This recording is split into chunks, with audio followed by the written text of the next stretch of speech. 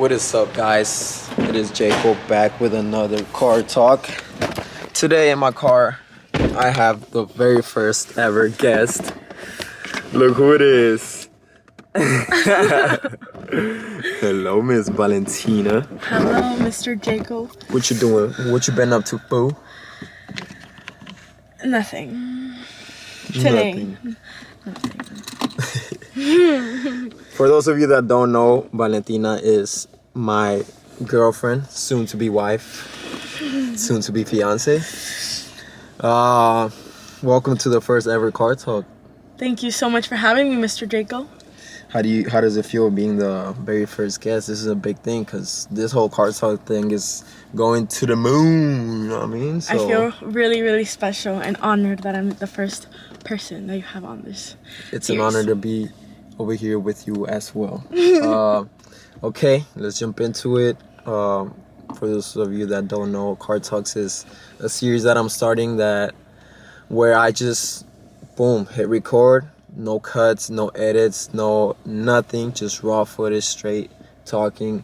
And the point of this is to get into deep talks with some of my closest friends, maybe even in the future with some other influencers or subscribers, strangers, whoever it may be. Yeah. We never know who's gonna end up right here in this car with me, getting deep into conversation. But yeah, Valentina. Okay, try to be in frame.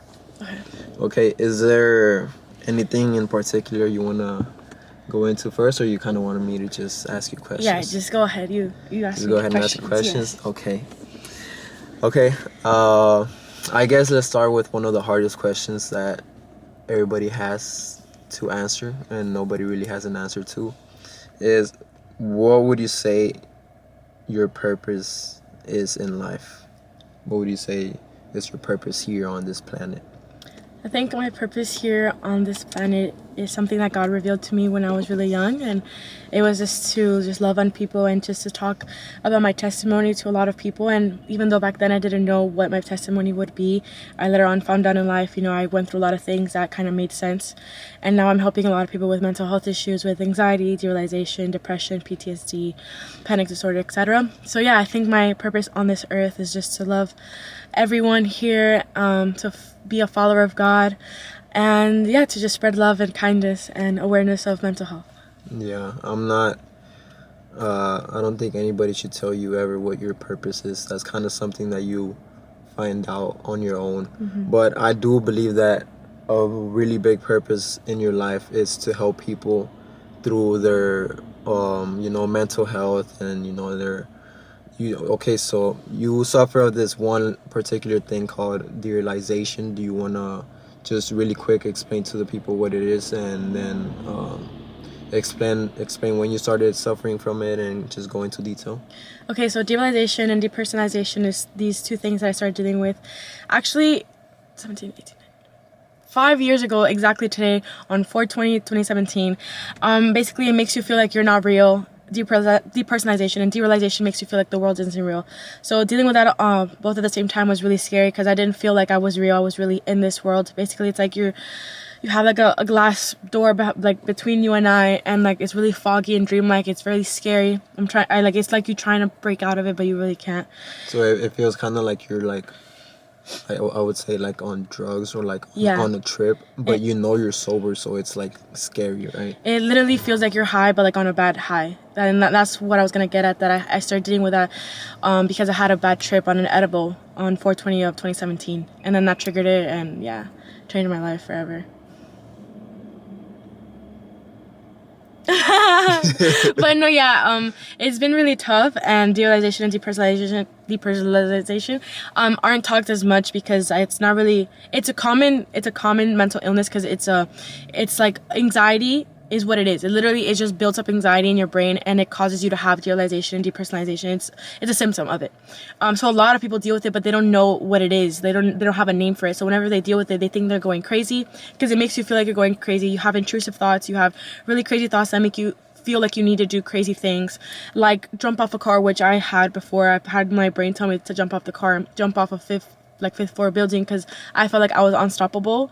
aka in a dream. So yeah, it's just a crazy mental illness, and I just want to spread a lot of awareness to it, and I have been throughout the years, but I think mostly a lot this past year. Yeah, I think it's really important that you speak on that because you have a platform and you're able to reach a number of people that other people cannot reach. So I think it's really important that you speak on that because it's something that is not very known. Before I met you, I didn't know that was a thing.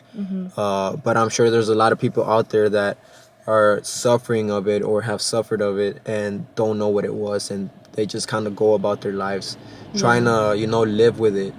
But yeah, so it's good to shine the light on things that aren't really known, like anxiety. And anxiety is like something that's really talked about now, and the light kind of is really shined upon it.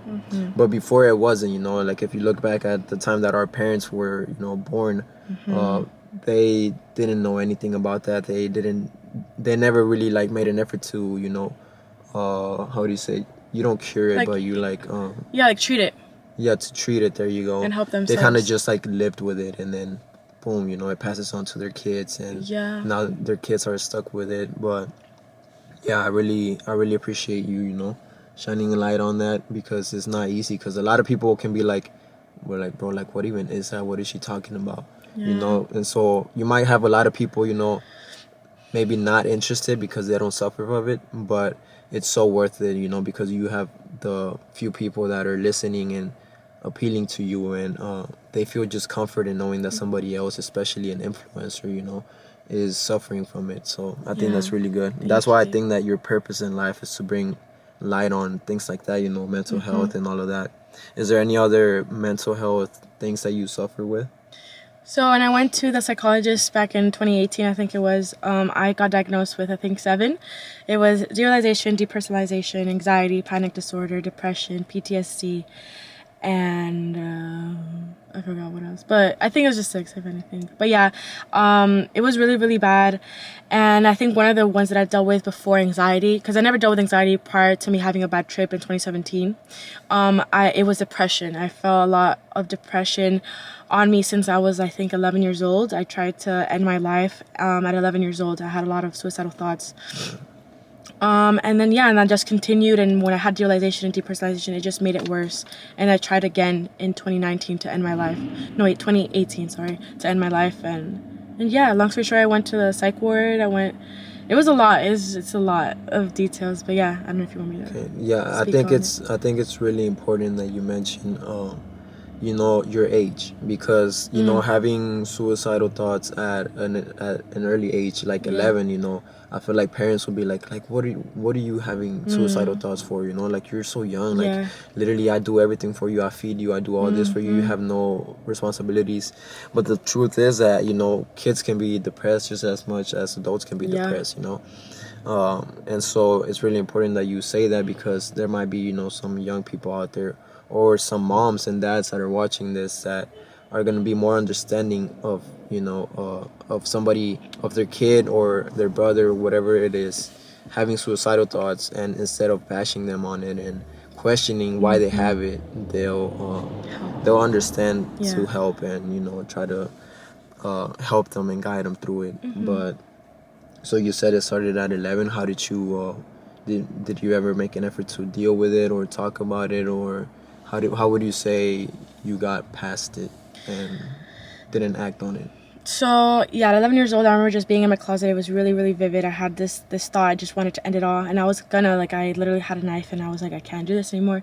My mom found me. She didn't see anything in my hand or anything. She just said, what was I doing in the closet? And yeah, I never really spoke to her about it. And then I didn't even know she even dealt with depression as a young girl. But growing up, and especially in a Hispanic household, they don't really take mental health seriously, especially when you're young. They kind of say, like how you said, like, oh, just brush it off. Like, you're like 11 years old, literally live your life. Like, go play with your friends. Like, you have nothing to be sad about. But in middle school, I was really bullied for the way I looked. And at a very young age, I started dealing with self-confidence issues, and with just being really insecure of my body, of how I looked. And yeah, I started calling myself ugly at 11 years old. I remember Yeah, I remember really, really vividly how this one guy, and he was an 8th grader, I was a 7th grader, and he would tell me, he was like, "Oh, you're never gonna look like her. You're gonna have to look like her by next year. Not if not, you're ugly. You're ugly," and he kept calling me ugly because I didn't have as bigger of a chest as her, and then yeah, it just kind of sucked, and yeah, they would kind of bully me a lot because I don't know, but it was just ugly, and as an 11-year-old, you don't know better, I guess, and I let it Yeah. get to me, and it got me depressed, and throughout the years, I never really told my mom anything, but never really had the best relationship with my parents. And I think something really important that I want to say is that both my parents have been married for, I'm 22 years old, turning 23 in June, so they've been married for as long as I've been alive. So they got married at my first birthday. So I think, yeah, 22 years or so they've been married. But, what were we talking about? Oh, yeah, sorry, what were we talking about? Uh, I was kind of stuck on this one thing, because I think it's really important for you to say. You said that there was a kid, bullying you about your appearance. I feel like that's something that maybe a lot of girls have dealt with, and they might not even know it, but it scarred them. And I think it's important that we speak on that and shine the Yeah. light on it, because yeah, I feel like words have everlasting like effect Yeah. on people, man. Like, if you have a younger sibling, or if you have a daughter or a son, man, really watch your mouth. Watch your mouth, and filter what comes out of it. Don't even when you're angry. Try your best. I know it's hard because you're angry, but try your best not to say hurtful things to that person, because, man, even though you apologize afterwards, those words have everlasting effects on people. And we see it all the time. You were or a victim of it. That guy literally calling you those things affected your insecurity. It led to insecurities, and to you Very thinking young that age. you're not enough, and it led to a whole other strain of things Yeah. that you lived through afterwards. And so, yeah, I think it's really important that we Talk a little bit really more. watch what comes out of our mouths. Oh, yeah. Don't try in an effort to not say anything hurtful, because, man, you never know like what somebody's going through, and you saying those things is just gonna put them down, and eventually maybe even leading to having suicidal thoughts. Yeah. Because I'm sure that guy, he was just being a dick, and he didn't have any thoughts about it, and he didn't really think that it was gonna lead to you, wanting to kill yourself. Yeah, and it's kind of crazy because without you even thinking that it leaves a scar, it really does. Because after that, like after I was really bullied and just like laughed at for my appearance, or just because I didn't have enough chest or like a bigger butt as like all the girls are already going through puberty, it led to me being really insecure to the point that I always had to wear makeup. I think it started in high school. Yeah, I started at like right like in 7th grade. I started wearing more like a little bit more mascara, and then high school came along. I would always go to school in a full beat face of makeup that I thought was like good, So I would put foundation, I would put powder, I would put mascara, blush, contour, like literally a full beat of face to high school. And obviously in the moment I didn't really think about it. It kind of became like a routine until like last year, or I think 2 years ago. I would always edit my pictures, like always, my face, my body, my butt, like my chest. Like it was a really like bad thing, and I was just doing it like out of like a routine, like, oh, I have to Yeah. edit myself because I don't And like how I yeah, look. I think everything that you're going into just is a testimony that words really do have an effect on people. My brother is also a victim of it, man. Like, when growing up with him, I was really a really angry person, a really ugly, disgusting person, and I would always just like call him names and just put him down over and over and over every single day. And my brother, for the longest, he was a really quiet person. He didn't really speak much. He suffered of anxiety. He wasn't even able to, order whenever we would go out to restaurants. And me, instead of asking him, like, bro, like, why can't you order? Like, why do you get so nervous when speaking to people?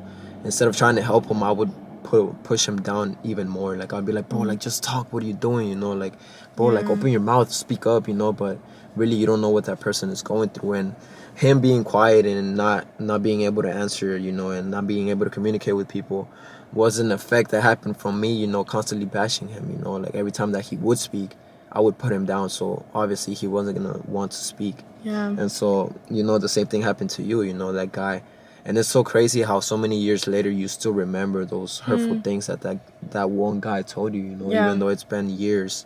So that just goes to show you, like, words have power, man. Like, we really need to watch the things that we say, not only, you know, to people our age, but especially to kids, because I feel like they're the ones that get scarred the most from that, and they don't even know it, and they go about their lives dealing with, you know, insecurities or shyness or just being closed off, and it's all because of, you know, words that they've been told and stuff. I feel like a lot of kids that are shy in school, maybe it's like we just see them as shy kids, you know. We go to school and we just see them closed off and as shy, and we think they're weird and stuff, but You never know. in reality you don't know what's going on, you know, at home. Maybe their parents like scream at them, don't let them speak, and that's the reason why they're so closed off. So It is really sad. that's another thing. Like, that's why we shouldn't never judge anybody for, you know, for the way that they look or act, because really you don't know what's going on back home. Yeah. And just to be on a more positive note, so like I said, up until 2 years ago, I was editing everything. And I know people still do it now. I'm just talking on my own experience and how, why I don't do that no more and like why I stopped. But yeah, I think 2 years ago, I literally stopped, like, it was little by little, but I stopped like editing my body, and then I would just edit like my face. So like I had a scar or a pimple, I would edit those, you know? This was 2 years ago? Yeah, like slowly, 2 years ago, I made like a choice. Like one day I was like, you know what, like I'm not gonna edit my body, you know. And I did start losing weight, so I was like, you know, I look good. So I didn't have to, there was no need to. And even if I didn't want a bigger butt, like I just came to an agreement that I had to love myself more. And it was also during quarantine too, like I think a little bit before, that I started realizing like I need to stop. Like everyone, because even before all this, like I had a good following on Instagram, and I had support even back then. And I know a lot of girls that used to look up to me for dance and just mental health advice, and I felt kind of fake posting even just a selfie with a bunch of like filters on it and like touch-ups, and like me preaching about like self-love and like all these things, because I didn't love myself and I was doing all that, you know. So little by little I would stop, and I completely stopped 2 years ago.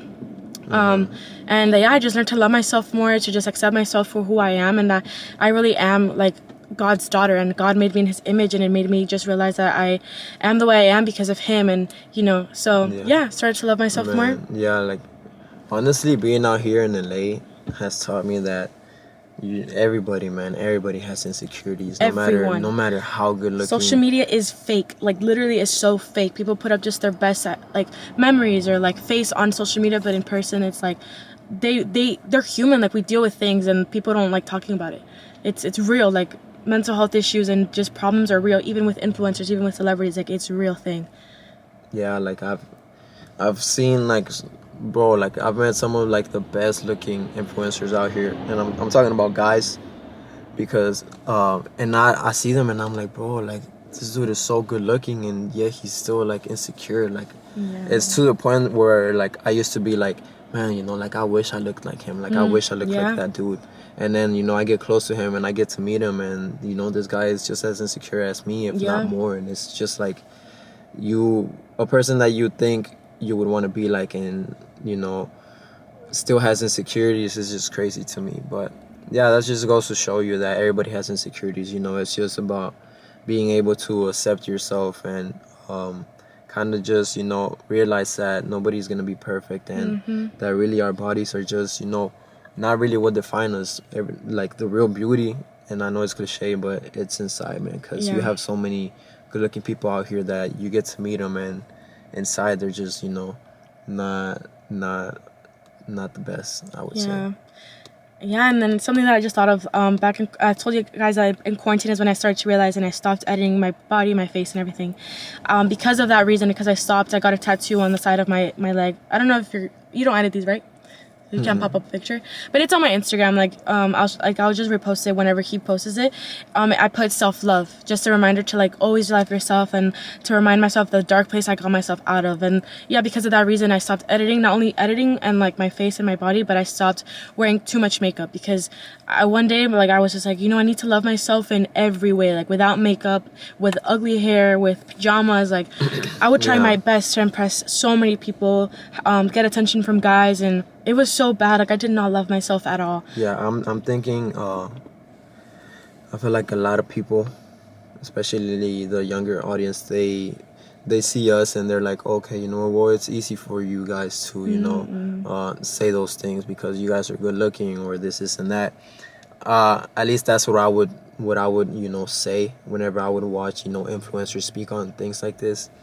So why don't we go ahead and, you know, tell them like some of our insecurities so that they see that in reality every person is insecure no matter, you know, how good looking they might be. I honestly think Valentina is one of the best looking girls, if not the best looking girl in the world. And to me, her having insecurities is insane. But babe, go ahead and tell them a little bit of your insecurities. Just name a few, just so you know people, I guess. Feel comfortable in. Okay, so one of my biggest insecurities lately have been my teeth.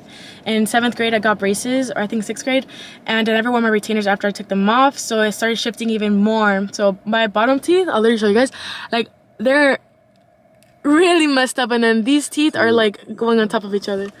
I love them though. He bro. likes Like, them. it's just, she reminds me of like a little bulldog. When I go like this. Yeah, she looks like a little bulldog, but yeah, and you don't have to say much. No, One I is fine. No, Huh? I want to. Oh, okay. It's okay. Yeah, I'll just go a little bit because I know you want to hurry. But okay, yeah, my teeth. My foot is really, really wide. Like, not super. I'm like over exaggerating, but it's just wide because I didn't even know that. my pinky toe, like I have like a bone here that is usually here, but I have it here because I'm a dancer and I just messed up my feet. But I have a big bone here that sticks out. Because of that reason, I can't wear cute sandals, and I was always really insecure of my feet until like even recently, like 2 years ago. Yeah, like I started really like loving everything about myself. And then, excuse me, I'm even insecure about my body sometimes, like just like my stomach and like my little pouch. Like it's just so many things that I'm insecure about that I can literally go on and on about. But I know, just to make you guys know that I deal, even though I love myself more, I don't edit my pictures and I don't wear as much makeup because I self-love reasons, but I still have insecurities, and I think they'll always be there. But it's just learning to love your insecurities and your flaws. Yeah, learning to just accept that Yeah. they're there. Kind of live with them, I guess. Yeah, I'm not fixing for my me, feet. some of my insecurities, my teeth as well. I used to have braces, didn't wear my retainer. Guys, if you have braces, wear your retainers. That was cringy, don't do that. If you guys have braces, please wear your retainers. I know people tell you to, but you don't do it.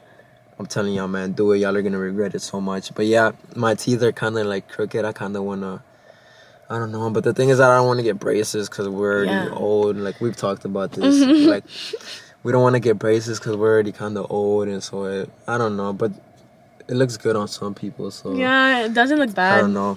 Well, we're thinking about it. We'll get it together, so it's not as bad. Yeah, we'll suffer together. But my teeth, and another one. Oh, for the longest, my skin was my biggest insecurity ever in the world. I used to suffer a lot from acne, and man, I remember looking forward to the time where I didn't have acne. I was like, man, like when I don't have acne, I'm gonna be unstoppable. You know, I'm gonna be unstoppable. Literally, the only thing stopping me is my acne. But once I get rid of it, man, I'm gonna be unstoppable. This and that. And the truth is that no, man, like I'm pretty much, you know, cleared from my acne, and I still, you know, have things that I complain about, and I catch myself like, man, like the other day I was looking at my pictures when I had acne. I'll pop one right here real quick, and I was looking at it. I was like, man, like how am I so ungrateful? You know, like I don't look like that anymore. I don't have that much acne anymore. Yet I still complain about my skin. Like I'm always complaining about like my scars or like my pigmentation and stuff. And I'm like, I just catch myself like never being satisfied. And so I have to, you know, take a step back and kind of be like, bro, like let me just be grateful. You know, like, you know, I'm healthy. I'm good. You know, whatever. Let me just, you know, not spend too much time in the mirror looking at myself, worrying about my imperfections, because everybody has them really. But yeah, I think that was a good talk. Let's see how long are we in? 24 minutes. Where does it say? Right there. 24 minutes. Okay. I think we have a little bit more time. They told me that the last one wasn't that long. So, Okay. is there anything in specific that you wanna go on? Anything that you wanna like shine a light upon, or something that you Okay, think yeah. will help people? Depression, and that's what I was talking about my family, That's and that's good. what I forgot. Yeah. But yeah, so what I was saying is that my parents have been together since forever. They've been married for 22 years, and growing up in a Hispanic household, like they don't really like pay attention to a lot of mental illnesses for a lot of reasons, because obviously them growing up, their parents didn't like, they would force them to be like, why are you sad, why are you like, don't be like that, like, you know, get over it type thing. But we don't really know that there's such thing called as generational curses, and those things pass on to your children. My mom passed on to me anxiety, and as a young girl she had admitted to me that as like a young girl she tried to end her life, and she ended up in a hospital like overdosing on pills, like so yeah, it was really bad, like it was really, really bad. And yeah, I think a lot of people think that because both of your parents are together, you have 2 dogs, you have a sister, you dance, you this, your life has to be perfect, and you can't complain about life because your life is perfect, and you can't have any issues, because I wish that I had parents like you, I wish I had a life like you. But in reality, like, anyone can have issues, and I was one of those people, because my parents growing up, I didn't have a good relationship with my parents in middle school or high school, to a point where I started dealing with derealization, depression, really bad anxiety, panic disorder, because of the weed incident. And they didn't believe me. Like, I literally did, like, they did not believe me. I even went to a psychologist, got diagnosed with 7 mental illnesses, and they didn't believe me still. Like, they literally thought I would like over exaggerate it, or they didn't like think that I was really being serious. They only thought I was doing it for attention. To the point where like one day I literally, like, my mom called the cops on me because I was like really being suicidal and I was gonna end my life.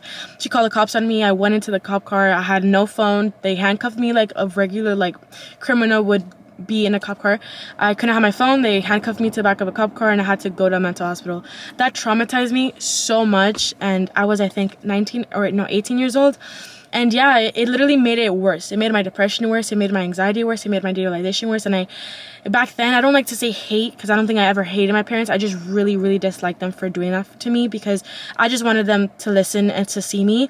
Oh, I'm about to cry, but it's hard, because like they always thought I was faking it. When I needed them the most, like they weren't there for me. But they have asked me for forgiveness, because you know they had realized that was bad of them, and they just were scared for me, because I'm not open about this a lot, but like I had an older sister, and she passed away when she was, I think, 2 days old, and I was kind of their rainbow baby, their miracle baby. So growing up, I had it really hard. Like they would always like tell me to like not do anything. I had to stay at the house. I wasn't allowed to go to parties. Nothing ever. Like I was always at the house like a dog on a leash, basically. Just to give you guys like an example. Like it was really bad. And so yeah, I started rebelling. I started doing things. I did the whole weed thing, and it made me have derealization. And yeah, I just made it really bad. My parents didn't trust me anymore. After a lot of incidents, and yeah, it was just really, really hard. But thankfully, God like changed their life, transformed their lives, and they apologized to me one day. I think it was 2 years ago, and they asked for forgiveness, crying to me, and I told them that I was sorry too for everything that I did to them as growing up, and I understood that they were only keeping me safe because I was their miracle baby. And I understand, because I can't imagine like when I'm a mom, and like if I were to lose a baby and like my second child comes, like I would just want to protect them, you know. So I do forgive them now. It was just hard growing up with all that trauma, because this is just one of many stories, but it was really bad. Like my mom and I would get into a fight, like to the point where we were about to kill each other. Like my dad would literally be like, here's a knife, like do you want to kill each other? And like it was really bad, like really traumatic childhood, but it led me to where I am now, and I'm thankful to God that I am able to help people. And yeah, I'm just thankful for life. I'm thankful for my parents. I love my parents with all my heart. I forgave them. I don't care what they did, but yeah, I'm just glad that we have a good relationship, and God healed me from depression and is healing me from anxiety, healing me from derealization, so I can be a light in the world and just help others that are dealing with things with their parents or whatever it may be, because I've been through a lot I just don't speak on. But yeah, slowly I'm getting more comfortable speaking about some things. Yeah, that was a lot. Yeah, a lot of that I had already heard. Valentina, obviously, you know, we've been dating for a while now, and we're pretty close, so she's told me a lot of this behind closed doors before. But yeah, she has a really traumatic background, I would say, that she comes from, that a lot of people don't know of. And you'd be surprised. Like, you guys would be surprised how much things, a lot of people have been through that you know nothing about, but in some way it leads to them being the way that they are. Yeah. And I would say that, man, like, even though you might see on through the camera that some people are extremely happy and laughing and making jokes all the time, you'd be surprised to know that behind closed doors they're really depressed, or they're really really sad about themselves, and not really laughing and being happy like they appear to be for whatever 15 minutes on a video. So yeah, that's why I kind of started to do these. That's why I want to start doing these type of videos, is to give you guys a little background on some of my friends, some of my influencer friends, and just so you guys have a feeling that we're human too, and hopefully you guys can relate to a lot of the things that we're speaking on, and maybe a lot of these things are like eye openers for you. That's what I'm really hoping for, that a lot of the things that you guys hear are eye openers for you, and you guys get to I guess have a more spiritual outlook on things, and a more, how can I say, just a better look on certain topics, I would say. But Valentina, thank you so much for being on the first ever Car Talk. I really appreciate you opening up like that in front of camera. I know that it's not easy. I know that it's really hard to be vulnerable and put your story out there like that for people to judge, or for people to just do whatever they want with it. So I appreciate you for that. Don't, even if people do complain, or there's always rude people out there, even if they do leave mean comments or whatever the case, just know that I'm 100% positive that this helped at least one person out there. And so that alone is enough, because think about you whenever you were going through everything, like, you would have loved to see an influencer speak on the things that you're speaking of. And I feel like in some way, knowing that that influencer is going through something as well, or was going through something, gives you comfort. So I'm sure that a lot of people are getting comfort from this, and just getting a boost of like, okay, let me keep going. And that's important. A lot of people need that. A lot of people need a pat in the back, and for somebody to tell them keep going, it's gonna be okay. 6 years from now, you're gonna be the happiest person ever. Don't give up. Don't stop. Sorry. Yeah. Is there like a suicidal hotline that I can like link in the description? Yeah, I'll just link it to you. Okay, Yeah, guys, this was like a very sensitive topic that we just spoke about. Hopefully a lot of you guys are aware that words have a huge impact on people, man. I would say more than even physical things do. So just be aware of that. Treat people with love, man. Treat people with respect. Even when you're angry, hold back on saying things that can hurt somebody else. And if you guys are suffering of suicidal thoughts, if you guys are suffering of suicidal thoughts, I'm gonna link what is it, a number? Yeah, a hotline number, yeah, in the description. Reach out, man. I think you call and somebody talks back to you, right? Yeah. So man, if you have nobody to talk to, call that number up. That you don't have to say your name or anything. Just call up the number. It's good to talk, man. It's good to talk to people. I recently learned that. I used to not talk to people ever. I used to be a really closed off person.